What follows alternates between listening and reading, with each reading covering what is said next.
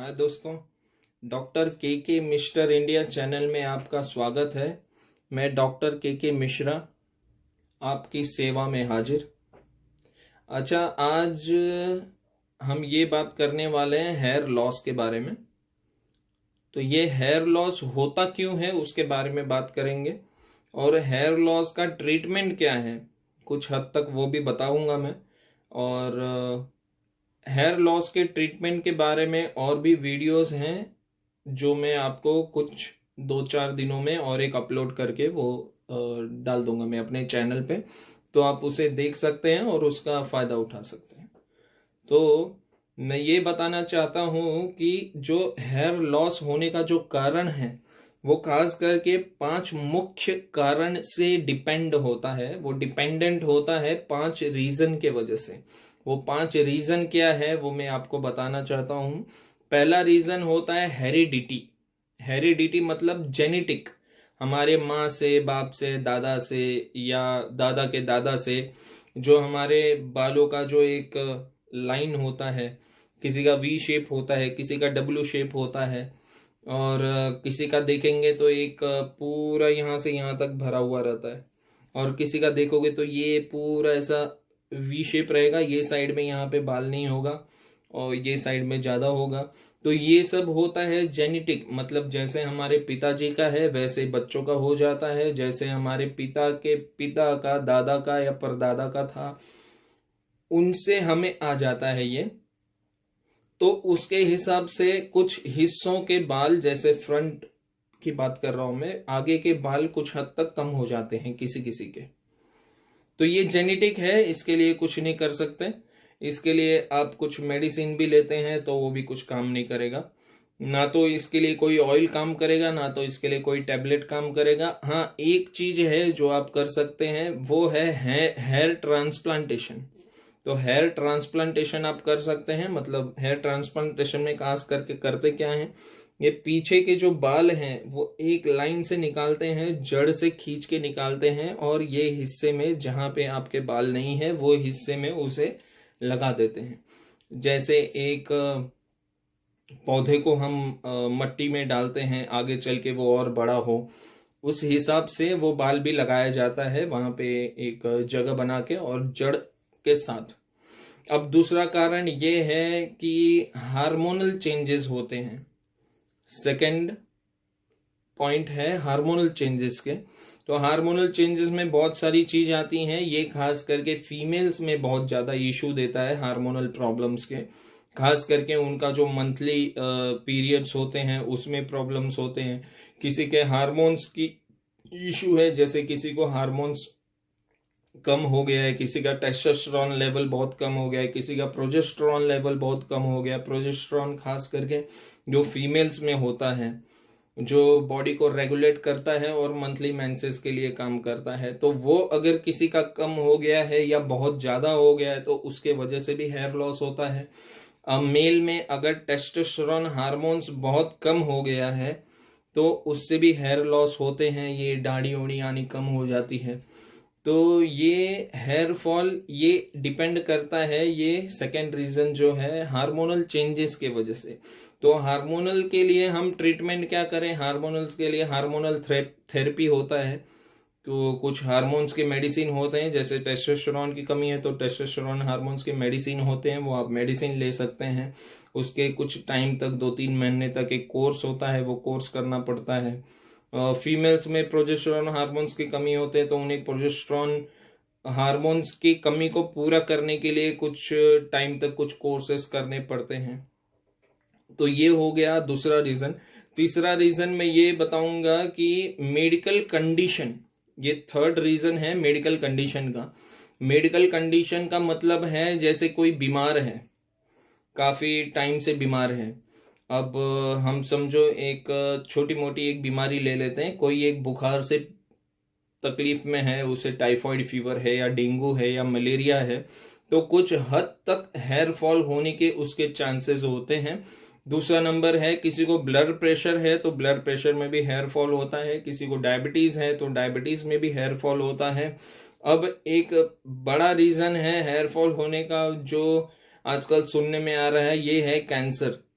तो आजकल जिसको कैंसर है तो सब बोलते हैं अरे कैंसर के वजह से हेयर फॉल हो रहा है, बट ये कैंसर के वजह से हेयर फॉल नहीं होता है।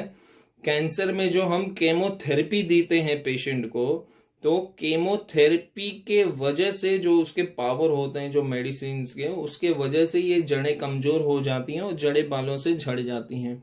तो ये केमोथेरेपी से बालें झड़ने लगती हैं, खास करके कैंसर के पेशेंट में। तो ये सारे हो गए अपने मेडिकल कंडीशन, मतलब कुछ कुछ चीजें हैं, कुछ मेडिकल कंडीशन है, कुछ बीमारियां हैं जिसमें अपना हेयर फॉल होता है। अब तीसरा बोलेंगे जो आजकल, तीसरा तो हो गया अपना, जो फोर्थ वाला है। फोर्थ आजकल हर 2 इंसान को छोड़ के तीसरे इंसान में दिखता ही है, उसे बोलेंगे स्ट्रेस। तो फोर्थ पॉइंट है, तो स्ट्रेस के लिए, स्ट्रेस के वजह से हेयर फॉल होता है। तो स्ट्रेस के वजह से हेयर फॉल होना ये एक स्वाभाविक बात है, क्योंकि स्ट्रेस अगर कोई लेगा तो स्ट्रेस के वजह से उसके हेयर फॉल्स होने वाले हैं 100% गारंटेड। क्योंकि स्ट्रेस लेने की वजह से हमारी जो नसें हैं वो नसें कॉन्स्ट्रिक्ट हो जाती हैं, जो न्यूट्रिएंट्स प्रोटीन अपने बाल में पहुंचने चाहिए वो न्यूट्रिएंट्स प्रोटीन पहुंच नहीं पाते हैं। जब बालों में न्यूट्रिएंट्स प्रोटीन पहुंच नहीं पाएंगे तो उसके जड़ें स्ट्रांग नहीं होंगे। अगर जड़ें स्ट्रांग नहीं होंगे तो सिंपल सी बात है, बाल झड़ जाएगी कुछ दिन में।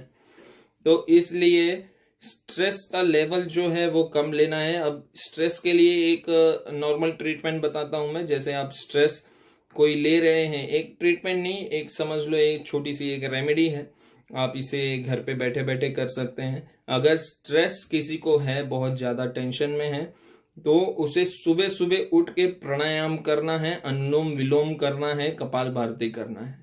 तो इससे थोड़े स्ट्रेस के लेवल कम हो जाते हैं और इससे अपने ब्लड प्रेशर के ऊपर बहुत अच्छा फर्क पड़ता है। अगर किसी का ब्लड प्रेशर स्ट्रेस की वजह से हाई होता है तो उसका ब्लड प्रेशर भी कुछ हद तक नॉर्मल हो जाता है। बाकी और अगर बहुत ज्यादा स्ट्रेस है, स्ट्रेस के साथ किसी को एंजाइटी है, तो डॉक्टर से उन्हें कंसल्ट करने की जरूरत है, क्योंकि वो एक दूसरा लेवल हो जाता है। अब चौथा हो गया। अब पांचवा बात करेंगे अपन हेयर स्टाइल का। हेयर स्टाइल आजकल खास करके टीनेजर्स में मिलता है। टीनेजर्स में कोई अपना यहाँ पे बाल व्हाइट करेगा, कोई यहाँ पे ब्राउन करेगा, कोई यहाँ पे ग्रीन करेगा, कोई यहाँ पे अलग अलग कुछ लोग यहाँ पे अपना ग्रीन ब्राउन कर लेते हैं, कुछ बकरे की तरह यहाँ बढ़ा के रखते हैं। तो ये सब कलर करते हैं। कलर करने के वजह से हेयर जो है वो वीक हो जाते हैं, हेयर के रूट्स वीक हो जाते हैं। उन्हें जो न्यूट्रिएंट्स चाहिए वो न्यूट्रिएंट्स अपने बॉडी से मिल नहीं पाता है और उस वजह से भी ये झड़ते हैं। अब कुछ लोग हेयर स्टाइल में बहुत सारी चीजें आती हैं, कलर हो गए, फिर कुछ लोग अब शैम्पू लगाते हैं, कंडीशनर लगाते हैं, और बहुत सारे लोग तो एक ऑयल आ चुका है, बहुत सारी ऑयल आ चुकी हैं जो बाल को एकदम शाइनी एंड सिल्की बना के रखते हैं। उसके वजह से जड़ें और ब्लॉक हो जाती हैं और ऑक्सीजन सप्लाई जो भी है ब्लड को, जो कुछ ब्लड में रहता है और रूट्स को चाहिए रहता है, वो सब ब्लॉक हो जाते हैं। जब हेयर फॉलिकल्स के जो रूट हैं, रूट के पास जो जगह है, अगर वो ब्लॉक हो जाएगा तो जड़ों से जो कुछ मिलना है अपने बालों को वो मिल नहीं पाता है। तो इसलिए ये जो स्टाइल मारने वाला जो काम है, हेयर स्टाइल मारने वाला जो काम है, वो जितने हद तक कम करे वो बेहतर है। स्टाइल मारना इन द सेंस, ये अब बाल बना लिया वो एक स्टाइल हो गया, वो नॉर्मल स्टाइल हद तक चलो ठीक है। जो कलर करते हैं और अलग अलग केमिकल के शैम्पू लगाते हैं, बाल को स्ट्रेटनिंग कराते हैं, तो ये सब हेयर स्टाइल में आते हैं। जो लेवल 2 लेवल 3 की बात बोल रहा हूं मैं। लेवल 1 में तो अपना नॉर्मल आएगा, जैसे कंघी लगा रहा है कोई, वो तो अच्छी बात है, वो एक एक्सरसाइज हो जाता है हमारे बालों के जड़ों के, जिसके वजह से बाल और स्ट्रांग होते हैं, ब्लड सर्कुलेशन अच्छा होता है, ये सब चीजें तो जरूरी है। बट ये जो हेयर स्टाइल के चक्कर में जो फंस जाते हैं उसके वजह से बहुत सारी इश्यूज होती हैं। आप देखते होंगे जो हेयर स्टाइल करता है उसका बाल 100% झड़ता है। आप किसी भी 5 हेयर स्टाइल वाले लोग को पकड़ लो, जो हेयर स्टाइल किया है, कलर लगाया है, या जो भी A to Z जो भी कराते हैं बाल पे स्ट्रेटनिंग, ये सब, वो सब 5 आदमी को पकड़ो, आप देखोगे 5 में से 5 को ही बाल झड़ने का प्रॉब्लम है, गारंटेड 100% होता ही है, बाल झड़ता ही है। और अब इसके लिए इलाज जैसा तो कुछ बोल नहीं पाएंगे, आपको ये चीज ही कम करना है। अगर हेयर स्टाइल करना ही नॉर्मल कर देते हैं, नॉर्मल जो अपना कंघी है बस उसको यूज करो, वही एक हेयर स्टाइल अपनाओ और सैलून में जाके कट करो, सबसे अच्छा हेयर स्टाइल यही है।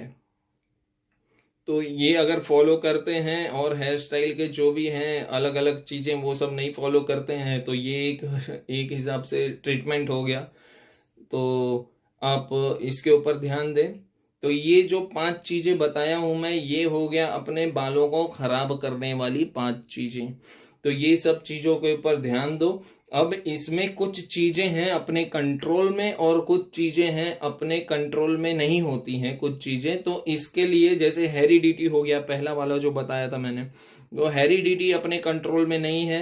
हार्मोनल चेंजेस जो बताए हैं, हार्मोनल चेंजेस भी अपने कंट्रोल में नहीं है। तो पहले वाले 2 चीजें जो हैं वो अपने कंट्रोल में नहीं है। और मेडिकल कंडीशन जो तीसरा वाला बताया हूं मैं, मेडिकल कंडीशन कुछ हद तक कंट्रोल में है बट कुछ हद तक नहीं है। जैसे कोई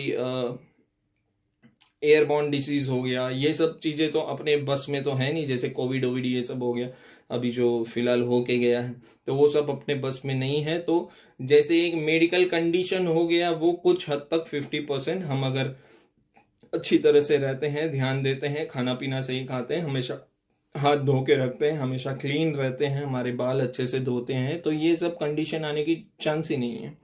बाकी जो 2 चीजें हैं नीचे के, उनके ऊपर हमारी कंट्रोल है, स्ट्रेस के ऊपर और हेयर स्टाइल के ऊपर। तो ये दोनों चीजों के ऊपर आप अच्छी तरह से ध्यान दें। अगर यही 2 चीज आप अच्छी तरह से कंट्रोल कर लेते हैं तो गारंटेड 70 to 80% आपका बाल झड़ना ये सब कम हो जाता है। पहला स्ट्रेस, दूसरा हेयर स्टाइल। अब बाकी जो 3 चीजें हैं इसके लिए आपको डॉक्टर और सही इंसान की राय चाहिए रहेगी, खास करके जो पहले हेरिडिटी है, हार्मोनल है और मेडिकल कंडीशन है। तो इसके ऊपर ध्यान दें। और अगर कुछ और चीज़ें आपको पूछनी होंगी इसके बारे में तो आप मेरे इंस्टाग्राम पे या मेरे फेसबुक पे आप मुझे मैसेज कर सकते हैं। और इसमें आप लास्ट में जो भी है कमेंट आप पास कर सकते हैं, तो उसका मैं रिप्लाई कोशिश करूंगा, मैं रिप्लाई दे दूं उसका। ओके, तो इसी बात पे अलविदा लेते हैं। Bye bye.